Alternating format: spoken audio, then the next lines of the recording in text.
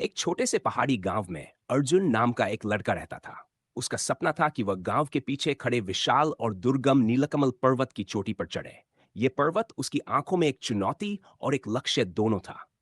गांव के लोग अर्जुन के सपने पर हंसते थे। वे कहते थे, नीलकमल पर कोई नहीं चढ़ पाया है अर्जुन, यह असंभव है, अपनी जान जोखिम में मत डालो। अर्जुन के माता पिता भी चिंतित थे, लेकिन उन्होंने देखा कि अर्जुन की आंखों में एक अटूट दृढ़ संकल्प की चमक थी।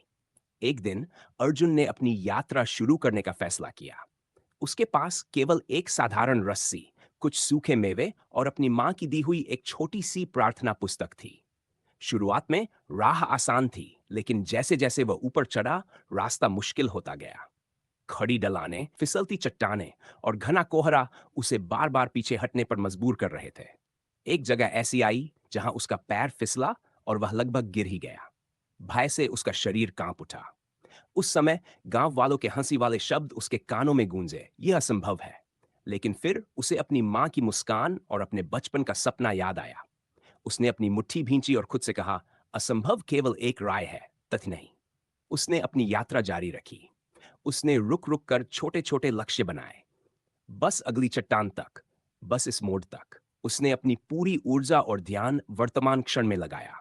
वह जानता था कि एक बड़ा लक्ष्य केवल छोटे छोटे निरंतर प्रयासों का परिणाम होता है।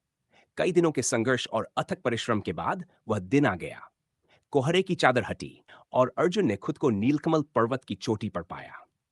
चारों ओर से बादलों का अद्भुत नजारा था।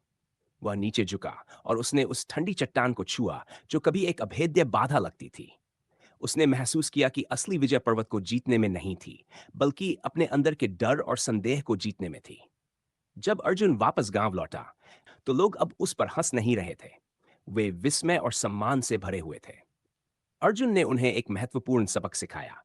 किसी भी महान सपने को पूरा करने के लिए सबसे पहले आपको खुद पर विश्वास करना होगा, और फिर दुनिया की आवाज